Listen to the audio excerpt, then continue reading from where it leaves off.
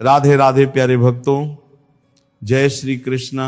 एक बार भगवान भोलेनाथ पृथ्वी लोक पर भ्रमण के लिए गए तो उन्होंने एक युवा को देखा। वो ईश्वर को दोष देता जा रहा था, अपने जीवन से निराश था, दुखी था। तब भगवान शंकर बौद्ध भिक्षु का रूप धारण करके उस युवा को असली दुख के बारे में ज्ञान देने लगे। तो चलिए इस कहानी के मध्य से समझते हैं कि असली दुख क्या होता है। अगर आप ये कहानी सुन रहे हैं तो पूरा सुनिए। इस कथा को आधा अधूरा छोड़कर जाने की गलती मत करना, क्योंकि इस पवित्र कथा को पूरा सुनने से मनचाहा फल प्राप्त होने का प्रताप होता है। इसलिए इस कथा को पूरा सुनना। आप शिव भक्त हैं तो भोलेनाथ का अनादर मत करना। सुख और दुख एक ही सिक्के के दो पहलू हैं, ये बात तो आपने सुनी ही होगी। सुख और दुख हमारे जीवन में लगातार आते रहते हैं और हमें लगता है कि हमारे जीवन में हजारों दुख हैं, हजारों समस्याएं हैं। लेकिन अगर आप वास्तविक तौर पर देखें तो आप ये समझ पाएंगे कि हमारे जीवन में केवल एक ही दुख होता है। और वह दुख क्या है, ये हम इस कहानी के मध्य से जानेंगे। एक समय की बात है, एक गांव में एक व्यक्ति रहता था। उसका नाम सोनू था। वो बहुत आलसी था, अपने जीवन से बहुत निराश था। उसका कारण यह था कि उसने अब तक अपने जीवन में कुछ भी हासिल नहीं किया था। वो कुछ भी नहीं करता था। उसके घर वाले भी इस बात से बहुत परेशान रहते थे। वे चाहते थे कि वो बाहर जाकर कुछ अच्छा काम करे, कोई अच्छी नौकरी कर ले, लेकिन वह उनकी एक नहीं सुनता था। घर वाले दूसरों का उदाहरण देकर उसे ताने मारते थे, तरह तरह की बातें कहते थे, लेकिन उसे कोई फर्क नहीं पड़ता था। जबकि उसके सारे मित्र कामयाब हो चुके थे, कोई अच्छा व्यापार कर रहा था, तो कोई अच्छी नौकरी। जब भी वे लोग मिलते तो अपनी बढ़ चढ़कर बनाई हुई बातें किया करते, लेकिन सोनू कुछ भी नहीं करता था। जब भी कोई उससे पूछता कि तुम क्या कर रहे हो, तो वह कुछ नहीं कह पाता। उसे ये कहने में बहुत शर्म महसूस होती थी कि वो कुछ नहीं करता। वो हमेशा सबको केवल एक ही बात कहता कि मैं कोशिश कर रहा हूं, लेकिन उसकी कोशिशों का कोई भी फल किसी को नजर नहीं आता था। धीरे धीरे उसका मन दुखी होने लगा। वो बहुत निराश रहने लगा। उसे लगने लगा कि वह धरती पर बोझ है, जी कारण वह अपने आप को बहुत अकेला महसूस करता, बहुत तन्हा महसूस करता। एक दिन उसके मन में यह विचार भी उत्पन्न हुआ कि मेरे हाथों में कुछ नहीं है तो मैं क्या कर सकता हूं। अकेले बैठकर वह रोता रहा और भगवान को दोष देता रहा। एक दिन छुपते छुपाते वो घर से निकलकर कहीं जा रहा था। तभी उसने रास्ते में देखा कि एक बौद्ध भिक्षु लोगों को प्रवचन दे रहे और प्रवचन में वह दुख की बातें कर रहे थे। सोनू डर के मारे अपना मुंह छुपाकर वहीं खड़ा हो गया ताकि उसे कोई देख ना ले और चुपचाप उन भिक्षु की बातें सुनने लगा। बौद्ध भिक्षु कह रहे थे कि दुख हमारा सबसे बड़ा साथी है, हमें दुख को अपने जीवन में समझना चाहिए। अगर हम दुख से नहीं सीखेंगे तो हम दिन ब दिन और कमजोर होते जाएंगे, निराश होते जाएंगे। सोनू छुप छुप कर उन बौद्ध भिक्षु की सारी बातें सुन रहा था। जैसे ही उपदेश समाप्त हुआ, वह उनके पास पहुंचा, उन्हें प्रणाम करके बोला, हे महात्मा, अभी कुछ देर पहले आप दुख को गुरु बता रहे थे। आप कह रहे थे कि दुखों से हमें सीखना चाहिए, उन्हें अपना गुरु बनाना चाहिए। लेकिन मैं भी तो अपने दुखों से परेशान हूं, अपने जीवन से परेशान हूं। मैंने अब तक जो दुख झेले हैं, मुझे तो कभी ऐसा नहीं लगा कि मेरे दुख मुझे कुछ सिखा रहे हैं, बल्कि मुझे तो यही लगता है कि वे मुझे पीड़ा दे रहे हैं, तकलीफ दे रहे हैं। दुख की पीड़ा बहुत भयानक होती है। ऐसा लगता है कि इसके बाद हमारा जीवन समाप्त हो जाएगा। ऐसा लगता है कि इसके बाद हमें कुछ नहीं मिलने वाला, और कई बार तो मृत्यु भी उसके सामने कम लगती है। जब लोग ताने मारते हैं, जब लोग कहते हैं कि तुम क्या कर रहे हो, तो मन बहुत ठेस पहुंचती है और मैं उनसे कुछ कह भी नहीं पाता। सोनू की ये सारी बातें सुनकर वो बौद्ध भिक्षु कुछ क्षण मौन रहते हैं। भिक्षु मुस्कुराने लगे और सोनू से कहते हैं, बेटा, जब तुम्हारे जीवन में कोई असली दुख आए तब तुम मेरे पास आना, मैं इसका समाधान तुम्हें अवश्य बताऊंगा। उन बौद्ध भिक्षु की ये बात सुनकर सोनू थोड़ा सा आश्चर्य में पड़ गया। उसे ये समझ नहीं आ रहा था कि क्या उसने अब तक जो दुख झेले हैं वो असली दुख नहीं है। उसने जो अब तक पीड़ाएं सही हैं, जो ताने सहे हैं, जो तकलीफें उठाई हैं, क्या बस असली दुख नहीं था? आगे वो मन ही मन अपने आप से कहता है कि जब मुझे मेरे अपने नहीं समझ पाए तो ये बौद्ध भिक्षु मुझे क्या समझेंगे। इतना सोचकर वो वहां से चला गया। सभी लोगों के ताने सुन सुनकर सोनू बहुत थक चुका था, वो बहुत निराश हो चुका था। यही कारण था कि उसने निर्णय लिया कि वो अब कुछ करके दिखाएगा। उसने अपने पिता से थोड़ा सा रुपया लिया और उसी रुपए से उसने एक व्यापार शुरू किया। उसके पिता बहुत खुश थे कि कम से कम उनका बेटा कुछ करने का प्रयास तो कर रहा है, लेकिन व्यापार में उसे कोई खास सफलता नहीं मिल रही थी, जिस कारण वह बहुत हताश हो चुका था, वह बहुत निराश हो चुका था। उसे यह समझ नहीं आ रहा था कि वह क्या करे, किस तरह से अपने व्यापार को आगे बढ़ाए। तभी उसके पिता ने उससे कहा, बेटा, कोई बात नहीं, इसी तरह प्रयास करते रहो, आज नहीं तो कल सफलता अवश्य मिलेगी। सोनू ने अपने पिता की बात मानी और अपने व्यापार में और भी अधिक मेहनत करने लगा। धीरे धीरे उसे सफलता मिलने लगी और फिर उसने रफ्तार पकड़ ली। देखते ही देखते केवल 3 वर्षों के अंदर वो एक बहुत बड़ा व्यापारी बन गया। अब उसके पास धन दौलत की कोई कमी नहीं थी। जो लोग उसे पहले नापसंद किया करते थे, अब वही लोग उसे पसंद करने लगे, उसकी चिंता करने लगे, उसके कार्यों की सराहना करने लगे। उसके माता पिता भी अब अपने बेटे से बहुत खुश थे और उसकी सफलता से वे अत्यंत प्रसन्न थे। धीरे धीरे सोनू के मित्रों की संख्या लगातार बढ़ती जा रही थी और उसके कुछ मित्रों ने उसे यह सलाह भी दी कि उसे अपना व्यापार और तेजी से बढ़ाना चाहिए, उसे और फैलाना चाहिए। उन्होंने कहा, जब तुम आज केवल इस नगर के सबसे बड़े व्यापारी हो तब तुम इतने खुश हो, लेकिन जरा सोचो, जब तुम इस पूरे राज्य के सबसे बड़े व्यापारी बन जाओगे तब तुम्हारे यहां लोगों की भीड़ लग जाएगी। लोग तुमसे मिलने के लिए समय निकालेंगे, यहां तक कि इस राज्य का राजा भी तुमसे मिलना चाहेगा, तुम्हारी तारीफ करेगा और यदि कभी उसे आवश्यकता पड़ी तो वह तुमसे धन उधार लेने भी अवश्य आएगा। सोनू को अपने मित्रों की यह बात बहुत पसंद आई। उसने सोचा कि मेरे मित्र सही कह रहे हैं, मुझे अपने व्यापार को और बड़ा करना चाहिए और फैलाना चाहिए। यही कारण था कि उसने कुछ अनुचित कदम उठाए ताकि उसका व्यापार जल्दी से जल्दी बड़ा हो जाए।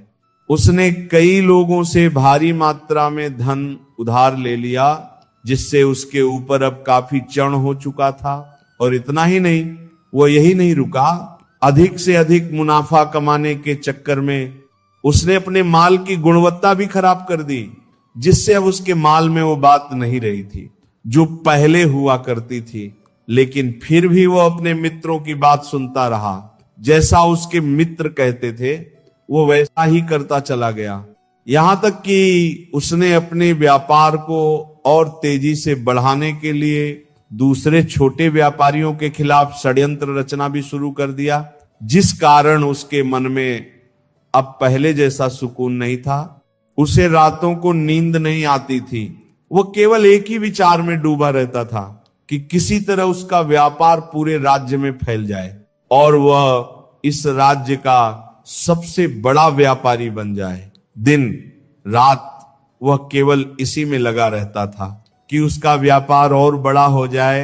हालांकि उसके पास अब सब कुछ था, धन दौलत, बड़ा घर, गाड़ियां, नौकर चाकर, सभी सुख सुविधाएं, लेकिन इसके बावजूद भी वह उन चीजों का आनंद नहीं उठा पा रहा था, क्योंकि उसका पूरा ध्यान केवल अपने व्यापार की उन्नति पर लगा हुआ था। एक दिन सोनू अपने रथ पर बैठकर एक मार्ग से होकर गुजर रहा था। तभी रास्ते में उसने उस बौद्ध भिक्षु का आश्रम देखा। उसे देखकर वह उनके पास गया और उनसे कहने लगा, हे महात्मा, आपने कहा था कि जब मेरे जीवन में कोई असली दुख आएगा तब मैं आपके पास आऊंगा। इसी कारण मैं आज यहां आया हूं। आज मैं बहुत दुखी हूं। मैं रातों को सो नहीं पाता। मेरे पास सब कुछ होते हुए भी मैं उनका सुख नहीं उठा पाता। उसने अपनी सारी बातें एक एक करके बौद्ध भिक्षु को बता दी। भिक्षु ने शांत स्वर में पूछा, बेटा, जब तुम पहली बार मेरे पास आए थे तब भी तुम बहुत दुखी थे, लेकिन तब तुमने अपने दुख से क्या सीखा था? इसके जवाब में सोनू कहता है, हे महात्मा, जब मैं अपने जीवन में कुछ भी नहीं कर पा रहा था, जब मेरे पास ना पहचान थी ना साधन, तब मैंने अपने ही दुखों से यह सीखा कि केवल सोने, जागने और मंत्र जपने से कुछ नहीं होता। उसके लिए हमें कुछ करना भी पड़ता है, और केवल कर्म कर लेना ही हमें सफल नहीं बनाता, बल्कि उस कर्म को उसके अंजाम तक पहुंचाना, यही हमें वास्तव में सफल बनाता है। फिर चाहे रास्ता कैसा भी हो, फिर चाहे परिस्थितियां कैसी भी क्यों ना हो, फिर चाहे कितनी बाधाएं आपके रास्ते में क्यों ना आ जाए, चाहे ऐसा क्यों ना लगे कि अब आपके जीवन में कुछ भी नहीं बचा और आप अब कुछ भी नहीं कर सकते, तब भी हौसला बनाए रखो, उम्मीद मत छोड़ो और अपने कार्य पर डटे रहो, ये सोचकर कि जब तक मैं अपने कार्य को सफल नहीं कर लेता, जब तक मैं अपने लक्ष्य तक नहीं पहुंच जाता, तब तक मैं इस कार्य को करता ही रहूंगा। मैं इस कार्य में अवश्य सफल होकर ही रहूंगा। जबकि बाकी लोग केवल सफल लोगों को महत्व देते हैं, उनके कर्मों को नहीं। सोनू जब ये सारी बातें सुनाता है तो वह बौद्ध भिक्षु हल्के से मुस्कुराने लगते हैं और सोनू से कहते हैं, बेटा, जब तुम्हारे जीवन में असली दुख आए तब तुम मेरे पास आना, मैं तुम्हारी समस्या का समाधान अवश्य करूंगा। इतना कहकर वह बौद्ध भिक्षु वहां से उठकर चले जाते हैं। सोनू एक बार फिर उनकी बातें सुनकर आश्चर्यचकित रह जाता है। उसे अब यह समझ नहीं आ रहा था कि क्या उसने अब तक जो दुख देखे हैं, जो तकलीफें झेली हैं, क्या वे असली दुख नहीं हैं? उसके मन में एक सवाल जन्म ले चुका था कि असली दुख क्या होता है, उसकी पहचान क्या है, और मुझे कैसे पता चलेगा कि जिस समय में मैं हूं वो असली दुख है या नहीं। लेकिन वह कुछ नहीं कहता, बस सोचता ही रहता है। और तभी वह बौद्ध भिक्षु अचानक सोनू के पास एक बड़ा सा घड़ा लेकर पहुंचते हैं। उस घड़े के भीतर सोने के सिक्के भरे हुए होते हैं। घड़ा सोनू को देते हुए वह बौद्ध भिक्षु कहते हैं, बेटा, तुम इसे उस पेड़ के नीचे दबा दो, क्योंकि यह अभी मेरे किसी काम का नहीं है। जब मुझे इसकी जरूरत पड़ेगी तब मैं वहां से खोद कर इसे निकाल लूंगा, लेकिन अभी के लिए इसे मिट्टी के नीचे दबा दो। सोनू बौद्ध भिक्षु की बात मान लेता है और वो घड़ा लेकर उस पेड़ के नीचे जाता है, मिट्टी खोदता है और घड़े को वहां दबा देता है। इतना करके वह गुरुदेव को प्रणाम करता है और अपने घर की ओर लौट जाता है। धीरे धीरे समय बीतता चला जाता है और समय के साथ साथ सोनू अपने व्यापार में और भी अधिक उन्नति कर लेता है, लेकिन माल की गुणवत्ता अच्छी ना होने के कारण अब उसके व्यापार में घाटा होने लगता है। धीरे धीरे एक ऐसा समय आता है कि उसका व्यापार पूरी तरह चौपट हो जाता है। लेकिन सोनू ये सोचकर निश्चिंत था कि उसने जो भी कर्ज लिया है वह उसने अपने मित्रों से लिया है, इसीलिए उसे लौटाने में थोड़ी देर हो भी जाए तो उसके मित्र उसका साथ जरूर देंगे। पर हुआ उसके ठीक उल्टा। सबसे पहले उसके वही मित्र उससे अपना कर्ज वापस मांगने लगते हैं और तब सोनू को एहसास होता है कि कोई भी वास्तव में अपना नहीं होता। सोनू अपने मित्रों से थोड़ी मोहलत मांगता है, लेकिन कोई भी उसे समय देने को तैयार नहीं होता, बल्कि उसे जान से मारने की धमकियां तक मिलने लगती हैं। अपने ही मित्रों के मुंह से ये सब सुनकर सोनू स्तब्ध रह जाता है। जो कुछ वह सोच रहा था सब कुछ उल्टा पड़ चुका था। व्यापार के समय जिन्हें वह अपना मान बैठा था वे सब अब उससे दूर भाग रहे थे। धीरे धीरे उसकी सारी संपत्ति नीलाम हो जाती है और अब उसके पास कुछ भी नहीं बचता। वो सड़क पर आ जाता है। हार मानकर वह अपने माता पिता के पास जाता है और कहता है, पिताजी मेरी मदद कीजिए, मेरे ऊपर बहुत कर्ज है, मुझे वह लौटाना है, कृपया मुझे थोड़ा सा धन दे दीजिए। इस पर उसके पिता कहते हैं, बेटा मेरे पास तो बस यही एक छोटा सा घर है, अगर इसे भी मैं तुम्हें दे दूं तो मैं और तुम्हारी मां कहां रहेंगे? हमें भी दर दर की ठोकरें खानी पड़ेंगी, हमें भी सड़कों पर भीख मांगनी पड़ेगी। अब हमारे पास केवल यही एक संपत्ति बची है, इसलिए मैं तुमसे क्षमा मांगता हूं। अपने माता पिता की यह बात सुनकर सोनू चुपचाप वहां से चला जाता है और मन ही मन सोचता रहता है कि अब मेरे पास कुछ भी नहीं बचा, जो था वो सब लूट गया, बर्बाद हो गया। अब मैं जीकर क्या करूं? अब मेरे पास केवल एक ही रास्ता बचा है जिससे मैं अपने कर्जदारों से अपना पीछा छुड़ा सकता हूं। ये सोचते सोचते वह एक ऊंची पहाड़ी की ओर बढ़ता है और पहाड़ी पर चढ़ता चला जाता है, लेकिन तभी उसे याद आता है कि उस बौद्ध भिक्षु ने कहा था, जब तुम्हारे जीवन में असली दुख आए तब तुम मेरे पास आना। और उसी क्षण सोनू के मन में एक बार फिर उम्मीद की एक हल्की सी लहर उठती है।